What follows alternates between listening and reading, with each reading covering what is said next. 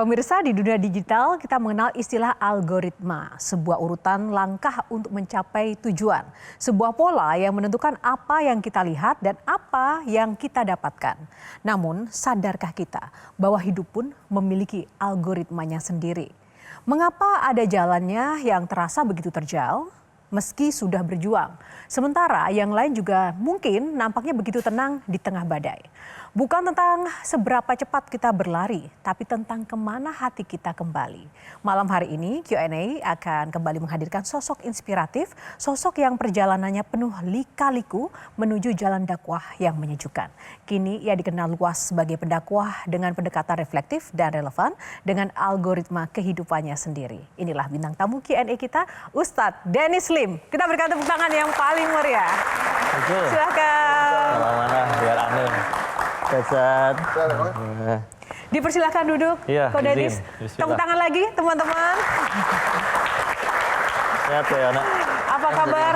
Ko Dennis ya, akrab Ko kamu Dennis memanggilnya, aja. Ko Dennis. Ini kedua kali di Q&A. Alhamdulillah. Bagaimana update kehidupan Ya malam gitu ini? aja, masih diizinin hidup buat nyiapin bekal pulang. Oh gitu ya. Nah ini kita sudah ada panelis juga, Ko Dennis Iya, seperti biasa, yang juga ingin bertanya-tanya tentang kehidupannya sampai dengan saat ini Insya Allah. update-nya bagaimana. Ada Bang Hensat, tepuk tangan buat Bang Hensat. Betul. Ada Kang Maman. Betul. Dan ada Kak Bayu Oktara. Betul. Selain itu, ada teman-teman Gen Z kita di studio. Nah, malam ini Q&A akan membahas tentang algoritma kehidupan Ko Dennis. Oke, Kehidupan Ko Dennis secara spesifik dan juga kehidupan kita semua yang ada di sini. Tapi sebelum kita akan membahas bersama para panelis, saya penasaran banget Ko Dennis. Saya sempat kepoin Instagramnya Ko Dennis. Mungkin kita akan tampilkan dulu teman-teman. Di sini Ko Dennis mencantumkan kalimat di profilnya pendosa yang terlalu banyak ditolong Allah. Kenapa sih mencantumkan ini? Apakah terkait dengan masa lalu dan kenapa Ko Dennis masih merasa sebagai pendosa, kan sudah menjadi ustadz? Ustadz kan kata orang. Terus kalaupun ya udah tobat juga nggak pernah dapat SMS selama tobat Anda telah diterima. Gitu kan. Dan setiap hari kita berpulang ngelakuin dosa dan pasti ada dosanya. Jadi ya betul itu salah satu status kita sebagai semua manusia tuh selain hamba, aslinya semua pendosa ya. Cuman kan pertolongannya aja yang terlalu banyak. Kayak contoh ditutupin, dianggap dikira jadi orang baik. Kan saya ngelihat si Ko Dennis baik. Ngelihatnya di mana? Di pengajian. Pengajian kan 1-2 jam. Sisa 22 jamnya lagi kan nggak ngelihat. Barangkali habis itu saya maksiat. Barangkali niat sayanya salah. Jadi sedangkan kita harus hidup fokus itu nggak pakai kacamata orang, tapi pakai apa yang Allah tahu. Karena akhirnya satu dunia cinta yang punya manusianya nggak suka, kitanya sendiri yang repot. Jadi ya udah kita. Oke, terima kasih jawaban yang pertama. Masih ada yang kedua nih Ko Dennis. Iya, masih seputar IG. Ini Ko Dennis juga mencantumkan tentang maklumat tentang iklan. Nah, di era digital dari dulu sampai sekarang itu seolah-olah orang itu masih mengasosiasikan Ko Dennis itu dengan judi online gitu loh. Apa sih makna dari maklumat iklan? Ini soalnya banyak yang mereka nggak suka kali ya saya bicara tentang perjudian. Jadi dibikin video-video dari podcast-podcast yang ada, diedit pakai AI seolah mempromosikan webnya mereka. Begitu. Jadi dibilang kayak ada judi syariah lah dan yang gitu-gitu. Jadi tapi ini jadi kayak buat ya sudah bahwa ini tuh ya itu mereka penipuan, kita nggak pernah promoin apa-apa tentang itu, tidak ada yang namanya judi yang halal, tidak ada yang namanya judi yang berkah. Dan ketika akhirnya ngecek di masyarakat juga ya lebih banyak kan yang nggak percaya sih. Jadi kan gimana image yang dibangun juga di hadapan mereka ketika akhirnya kita sudah mudah-mudahan baik betulan di hadapan Allah, juga mudah bagi Allah untuk bikin mereka yang ngeliat tuh nggak percaya. Akhirnya mereka jadi kayak promosiin image-nya gratis gitu.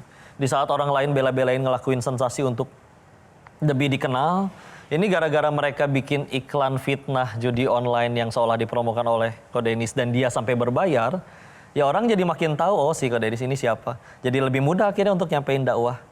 Orang bilang jadi lebih populer, udah populer, tapi kan cuman alat untuk ngenalin Allah, bukan untuk ngenalin diri sendiri. Kita meninggal nggak ditanya followersnya berapa, tapi ditanyanya kamu ngajarin apa ke followers kamu. Pintu surga memang ada 8, tapi pintu surga bagi yang centang biru kan nggak ada. Jadi ya udah. Tapi Ko Denis untuk menghadapi ujian-ujian media sosial, Iya. fitnah, framing seperti itu kan nggak mudah. Sebagai manusia biasa yang kata Ko Denis tadi adalah manusia yang juga masih penuh dosa, pernah marah nggak sih dengan situasi-situasi fitnah seperti itu? Fitnah tuh belum tentu mempan tau.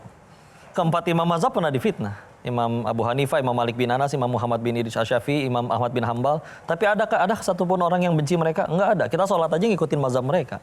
Buya Hamka dulu pernah dipenjara. Tuduhannya pengen golingin Indonesia. Ada yang percaya. Soekarno-nya aja ketika wafat minta disolatinnya sama Buya Hamka. Jadi ketika kitanya udah benar-benar lempeng, orang nerima ada fitnah juga nggak langsung percaya gitu. Kecuali kitanya juga dikenal sebagai orang yang emang biasa ngaco, tahu-tahu ada berita bahwa si orang ngaco ini nipu, oh udah kemakan. Jadi anggaplah ternyata kita akhirnya ada orang yang kemakan.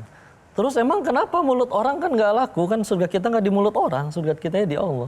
Jadi lempeng aja. Kalau misalkan akhirnya orang masih caci ngehujat, kitanya marah, ya berarti selama ini kamu dakwah buat apa? Buat Allah atau buat makhluk? Jadi ya udah enjoy aja bismillah. Bicara soal zolim, pernah nggak dizolimi dan momen zolim paling apa yang pernah dialami? Aslinya yang bahaya buat diri kita tuh dosa kita sendiri sih. Jadi ketika kita nganggapnya zolim itu adalah dijahatin orang, kalau kita ngelihat dari sudut pandang yang lain itu tuh fasilitas dari Allah buat mudahin kita pulang ke surganya Allah aja. Kita mati bakal ke surga pengen. Nabi Adam aja diusir dari surga, dosanya 1. Sedangkan kita pengen pulang ke surga emang dosanya 1. Sedangkan ibadah kita segitu-gitunya, sholat lupa rakaat wae, istighfar jarang, zuhur 5:30, asar 5:30. Nah gara-gara nanggung 2 episode lagi. Terus jadi gimana nih, pengen pulang surganya Allah amalan kurang, pasti dikasih fasilitas. Contoh, ada yang ngutang tapi galakan yang ngutang. Atau apapun itu. Nah itu mereka lagi jadi fasilitas. Oh, saya masih punya banyak gitu stoknya. Stok saya masih banyak kalau itu yang Udah pasar marah-marahin. Mulai ngitung. fasilitasnya banyak. Jadi ya sudah gitu, ketika akhirnya dizolimin nih, kan kata kita aja nih bahwa dia itu zolim kepada kita. Padahal kalau mau lihat dari sudut pandang lain, dia tuh lagi mudahin kita ke surganya Allah, udah gitu aja. Oke. Terus kalau misalnya kita pengen milih ngambek gitu, terus balas dendam juga, apa solusi yang didapat dari ngambek teh apa gitu? Dia berubah, bisa tambah dendam juga. Lagian orang jahat nih ke kita, Allah lihat nggak dia jahat? Lihat, ya kan? Terus cepat atau lambat pengadilan Allah bakal datang nggak buat dia? Bakal. Kalau mau ditanya lagi, lebih ajib mana? Balasan dari diri sendiri atau balasan dari Allah? Dari Allah. Terus kalau ujung-ujungnya Allah juga bakal turun tangan, ngapain? Atau kita ngotorin tangan kita sendiri? Nah, Kang Maman. Perbandingannya hisapnya berapa lama antara saya yang bukan di pemerintahan dengan di pemerintahan? Kulukum ra'in, setiap diri kalian adalah pemimpin. Dan Nabi juga melanjutkan di riwayat yang lain bahwa akan ada hari di mana dinar dan dirham itu nanti nggak laku lagi. Yang berlaku nanti apa? Amal soleh. Maka nanti orang yang pernah dizolimi oleh kita, terus nanti dia akan hadir di hadapan semua makhluk, di hadapan Allah, menuntut. Nah, kalau di dunia masih bisa, mohon maaf ya, beres pakai duit, ya nggak? Bahkan dulu dalam Islam masih ada istilah diat. Diat itu kalau misalkan ada orang nggak sengaja atau sengaja bunuh orang, boleh pilih nih keluarganya, ini mau dikisos atau bayar diat. Jumlahnya besar sekali dan bisa selesai pakai duit memang. Tapi di hari itu nggak bisa. Maka nanti gimana caranya? Pahalanya si pelaku kejahatan ditransfer ke si korban. Terus si korbannya kalau misalkan pahalanya nggak cukup nih, maka dosanya diangkut sama yang jadi pelakunya. Maka ada orang yang nanti kata Nabi muflis, bangkrut. Pas akhirnya nggak punya apa-apa lagi gara-gara udah dituntut orang itu, dia ngelongok ke belakang. Aduh, masih ada ratusan juta orang lagi. Nah, itu repot sekali. banyak hal ajib yang ingin kita akan gali lagi dari Ko Denis. Ada beberapa pertanyaan karena juga Ko Denis ini kan dikenal sebagai ustadz yang selalu terkenal dengan gaul, digital, terkenal dekat dengan yang namanya dunia popularitas. Nah, aku tuh pengen tahu banget juga bagaimana seorang Ko Denis ini menjaga popularitas dan juga menjaga hati. Lebih sulit yang mana? Kita akan jawab seusai jeda. Tetaplah bersama Q&A karena setiap pertanyaan selalu ada jawaban. Keluarga kan pasti kena dampak ya dari popularitas Ada yang Ko sampai Denis. pernah DM ke Teh Yunda, ke istri. Teh Yunda sudah siap belum untuk ya itu, dia menawarkan diri untuk jadi istri yang kedua, bahkan nyampe kayak langsung ke istri.